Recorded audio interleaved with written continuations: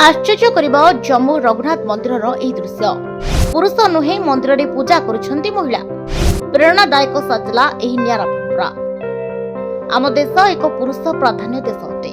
आम देश में महिला अपेक्षा पुरुष मानक अधिक गुरुत्व दि जाए, किंतु धीरे धीरे से मानसिकता बदलिलानी। केवल पुरुष नुहते बरं महिला माने मध्य आगकु जाउछंती एवं विभिन्न क्षेत्र में पारदर्शिता हासिल करछंती। यार ज्वलंत उदाहरण देखा मिली जम्मूर रघुनाथ मंदिर में। गेरुआ शाढ़ी पिंधि हाथ में दीप धरी एक नारी दल भजन पाठ करी आरती करुछंते। प्रथम थर पूजारी भूमिका तालीम प्राप्त महिला माने एठारे संध्या आरतीर नेतृत्व नेउछंते।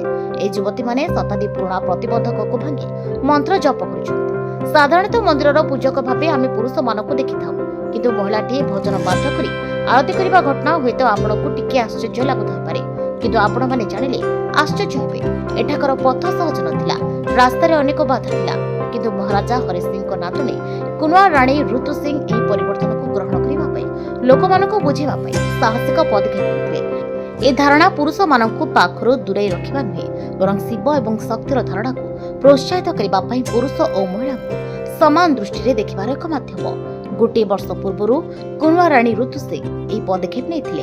केवल पुरुष मानक द्वारा दीर्घ दिन धरी करा जाउतबा पूजा रीति रे महिला मानकु तालीम दे शामिल करथिले। तेबे तालीम रो परवर्ती पर्याय रे सेमाने हवन करिबा एवं मंत्र पाठ करिबा शिखिबे, जहा द्वारा सेमाने विभिन्न मंदिर रे पूजारी भाबरे सेवा करिबे। तेबे भक्त मानक मत अनुसार जम्मूर रघुनाथ मंदिर रे महिला माने आरतीर नेतृत्व नेबार दृश्य बेस प्रेरणादायक। Bureau report हिरांचल।